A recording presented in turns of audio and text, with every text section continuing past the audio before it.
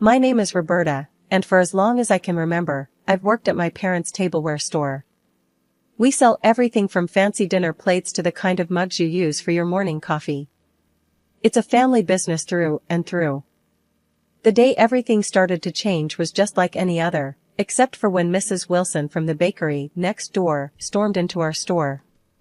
She had this way of busting in like she owned the place. "John," she bellowed, not even a foot into the shop. "I need to speak with you, now." Her voice could slice through concrete. I was rearranging some ceramic teapots we'd just got in, but I paused to watch the scene unfold. Dad wiped his hands on his apron and shot me a look that said, "Here we go again." "Sure thing, Beverly. What's stirring?" Dad always tried to stay cheerful around her, but you could tell he was bracing himself. Mrs. Wilson glanced around, her eyes finally landing on me. "This is family business, Roberta. Mind giving us a minute?" Her tone rubbed me the wrong way, but I shrugged it off and wandered over to the other side of the store, pretending to fix an already perfect display of dinner sets. I wasn't trying to eavesdrop, but their voices carried over the shelves. "I'll cut to the chase, John. My bakery and your store have been neighbors for years. It's time we think bigger. What do you say to merging our businesses?" Her voice was all business, serious. Dad coughed, a little taken aback. "Merge, huh? That's a hefty suggestion, Beverly. What's got this idea in your head now?" "Not just that," she continued, lowering her voice so I had to strain to hear. "I think our kids could make this even more beneficial. If Roberta and Lucas were to tie the knot, it'd solidify the deal." I almost dropped a teapot. Mary Lucas? The Lucas I knew was her son, sure, but he was 10 years older than me, and we'd barely exchanged 2 words, despite being neighbors. I peeked around the aisle and saw Dad scratching his head, clearly in deep thought. "Lucas is a good lad, and Roberta's a bright girl," Dad finally said. "But marriage? They hardly know each other, Beverly. They'll get along. Trust me. Plus, it makes good business sense, doesn't it?" There was a sharpness in her voice, like she was used to getting her way. Dad nodded slowly. "I'll talk it over with the missus. And Roberta, of course." When Mrs. Wilson left, Dad called me over. "Roberta, you heard all that, didn't you?" I nodded, not sure what to make of it. "She wants to merge the store and the bakery, and she wants me to marry Lucas?" "Yeah," Dad sighed, rubbing his temples. "What do you think? I know it's a lot to take in." Marrying for business sounded like something out of an old movie, not something I'd ever imagined for myself. I don't know, Dad. Lucas seems nice, but marry him? Just like that? You should meet him, properly this time. See if you two click. No pressure to decide right now. We'll take this step by step. Lucas and I spent the next few months getting to know each other. I found that he wasn't just well-mannered, he had a genuine side to him that cared about the business as much as his mother did, but in a less overbearing way. Our conversations often drifted from business to personal, which made the whole situation seem less like a contract and more like a potential relationship. The wedding planning, though, that was a whole other beast. Mrs. Wilson, my soon-to-be mother-in-law, took over everything. From the cake from her bakery to the decorations that looked like they belonged in one of her display windows. One afternoon, as we were going over the guest list, she barged into the room with a stack of invitations so thick you'd think we were summoning the whole town. "Roberta, dear, I've added a few names to your guest list. People important to our business. It's crucial they're there," she announced, dropping the stack on the table with a thud that made me jump. I bit my tongue, not wanting to start a fight. Lucas saw this and squeezed my hand under the table. "We'll sort it out, Robbie. It's our day, remember?" The day of the wedding was a blur. I stood at the back of the hall in my dress, feeling more like a prop in Mrs. Wilson's grand business scheme than a bride. My dad came up to me, his smile a little forced. "You look beautiful, Roberta. Ready?" he asked, offering his arm. I nodded, taking a deep breath. "Let's do this." The ceremony went by in a rush, and before I knew it, Lucas and I were pronounced husband and wife. The reception was loud, filled with Mrs. Wilson's guests, who talked more about the potential of our joint ventures than our nuptials. The merger was completed soon after the wedding. Both shops were knocked into one big space, with a section for the bakery and another for the tableware. The first day we opened the combined store, Mrs. Wilson was everywhere, directing staff like a general. "Roberta, dear, make sure those plates are aligned with the pastries. Symmetry sells," she called out across the store. I adjusted the plates, trying to follow her exacting standards. Lucas was in the bakery section, trying to coordinate with the bakers.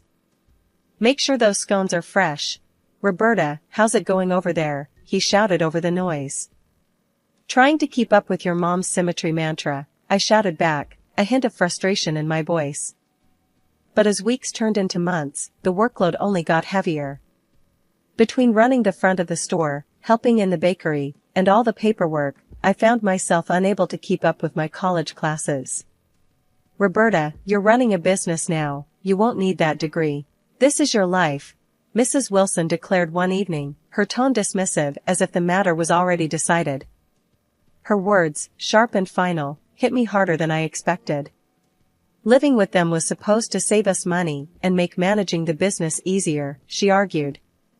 It just meant longer hours for me, since we were just a short walk from the store. The lack of personal space and constant oversight from Mrs. Wilson suffocated me, making each day harder than the last. What started as a partnership increasingly felt like a takeover. Meanwhile, I noticed something else that troubled me more than I expected. My dad was around less and less. One particularly busy Tuesday morning, as I was setting up the store before opening, I couldn't help but feel the emptiness of his absence. It used to be that he'd be here by now, sharing a joke or two to kick off the day. Instead, it was just me and the clinking of ceramics. That evening, after a long day of dealing with customers and Mrs. Wilson's incessant directions, I visited my parents. The air in their living room felt heavier than usual, like there were words hanging in it that no one dared to speak. "Dad, why aren't you at the store much anymore?" I asked as soon as I sat down. The direct approach felt necessary. My dad looked up, a frown creasing his forehead. "Well, Roberta, it's complicated. Beverly has, well, she's taken over more than we expected." My mom chimed in from across the room, her voice sharp with worry. "She's pushed your father out, Roberta. That contract we signed, it wasn't just a merger. It's like we handed her the keys to the kingdom." My stomach twisted into knots. "What do you mean, Dad? You've always handled the orders and the suppliers." He sighed, his hands clasped tightly together. "Not anymore. Beverly rewrote the job roles. Legally, I'm just a consultant now, barely that. I don't have a say in the business I built." Anger flared up inside me, hot and fierce. "Why didn't you say anything?" "We thought we could handle it, sort it out without worrying you," my mom said, her eyes sad. "But it's clear we can't. She's taking everything we've worked for, Roberta." The next day, I confronted Mrs. Wilson. It was early, just as the morning light began spilling into the store. She was arranging some pastries, her back to me as I walked in. "Mrs. Wilson, we need to talk about my dad," I said, my voice firm, louder than I intended. She turned around, her expression one of mock surprise. "Oh? What about him, dear?" "You know what I'm talking about. You're pushing him out of his own business. Why are you doing this?" I demanded. Mrs. Wilson straightened up, wiping her hands on her apron as she faced me. "Roberta, your father is getting older. He can't handle the stress of the business. It's better for everyone this way. I'm making things more efficient." "That's not your call to make," I shot back. "He built this place. You can't just sideline him because you think it's better." She scoffed, shaking her head. "Business is tough, Roberta. It's not about sentimental value, it's about keeping the ship afloat. I'm doing what's necessary." When the pandemic hit, it felt like someone had pulled the floor out from under us. Sales at the store plummeted. Every day, the empty aisle stared back at me, a grim reminder that things were bad and might get worse. It was during one of those quiet, worrying shifts that I decided we couldn't just sit around waiting for normal to return. Lucas, we have to pivot to online. We can set up delivery, maybe start taking individual orders, I said, trying to sound more confident than I felt. Lucas looked skeptical, but nodded. It's worth a shot. Let's talk to Mom about it. I knew convincing Mrs. Wilson would be an uphill battle. She had her ways set in stone and viewed online sales as a risky venture. True to form, when we brought it up, she dismissed it outright. We're not some tech startup. We're a brick-and-mortar business. We'll wait this out, she declared, cutting off any further discussion. But I couldn't just stand by and watch everything we'd built crumble to dust. So, I started something on the down low. After hours, I used our store's resources to build an online community. I sold dishes from the store and took to baking cakes after the bakery closed for the day. Orders began to trickle in, then flood. Keeping this from Lucas and Mrs. Wilson was exhausting. I was burning the candle at both ends, managing our secret online sales and my day job at the store. Nights turned into mornings, and I found myself sneaking back home well past midnight on many occasions. One night, as I tiptoed in, trying not to wake anyone, I found Mrs. Wilson waiting in the living room, her arms folded and her face a mix of anger and disappointment. "Where have you been, Roberta? Look at the state of this house," she snapped, her voice low but fierce. "I've been working, Mrs. Wilson. We got a rush of online orders tonight," I replied, my voice weary from too many long nights. "Online orders? What online orders?" Her voice rose, sharp and accusing. Before I could explain, Lucas came down, drawn by the noise.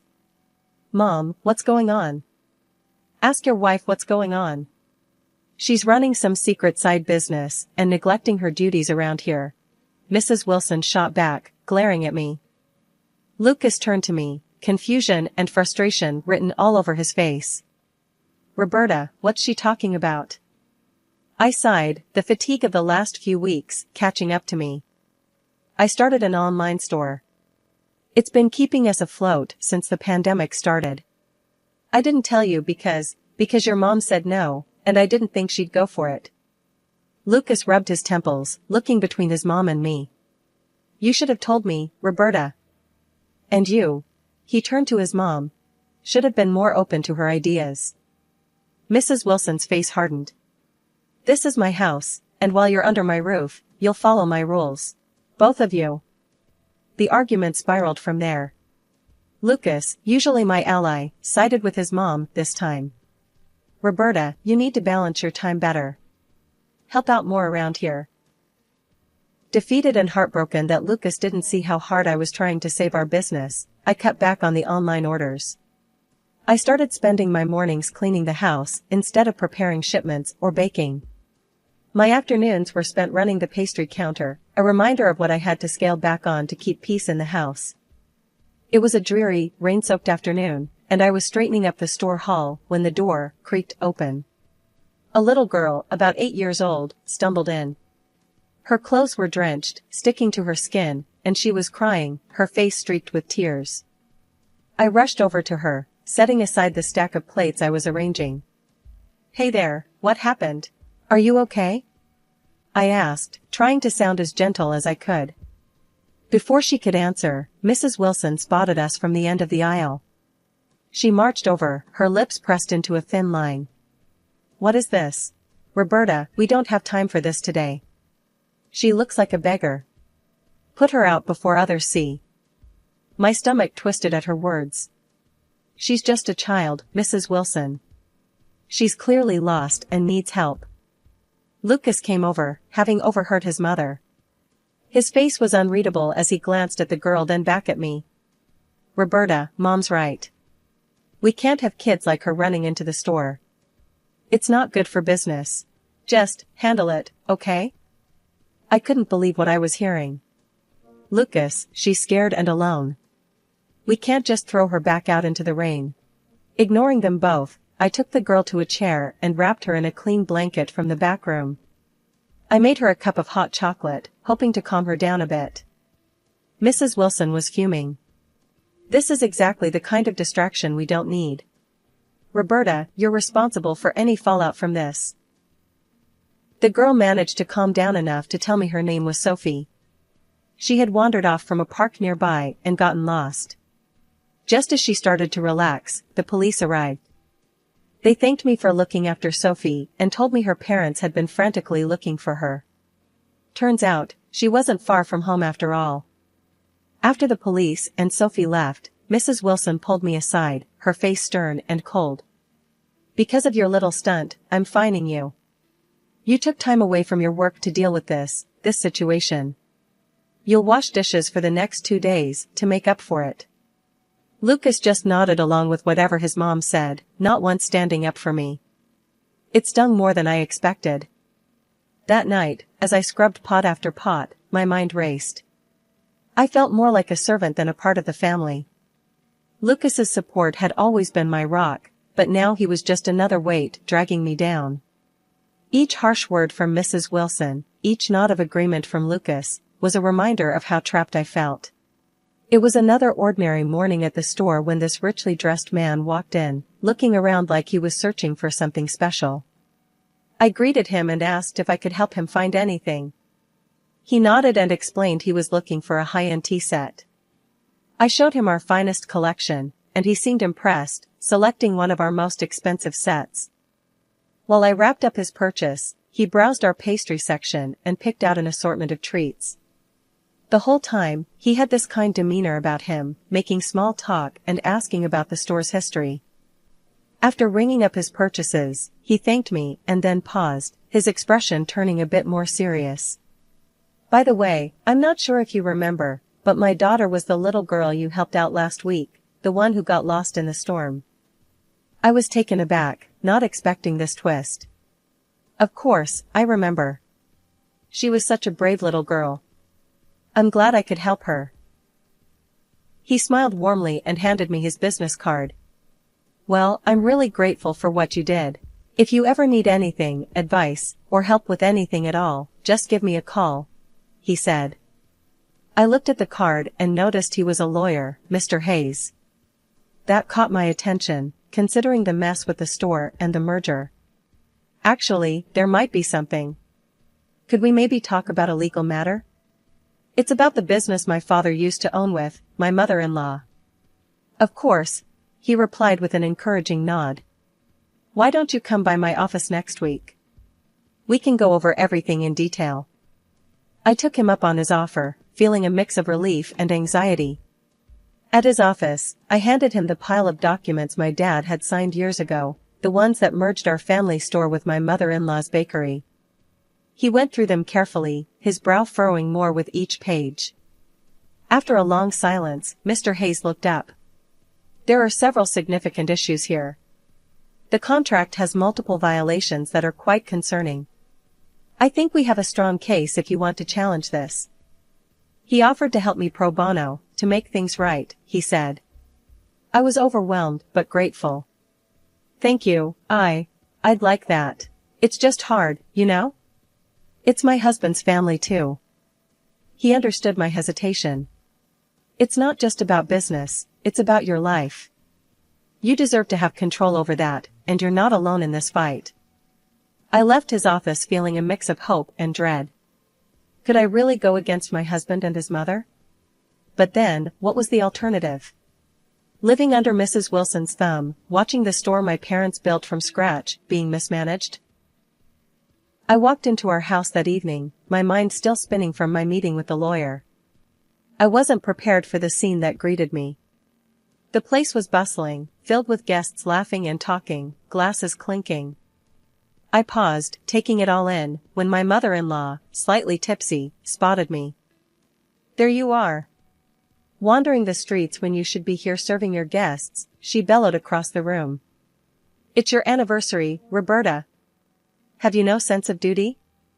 I froze, my anniversary completely slipping my mind amidst the chaos of recent events.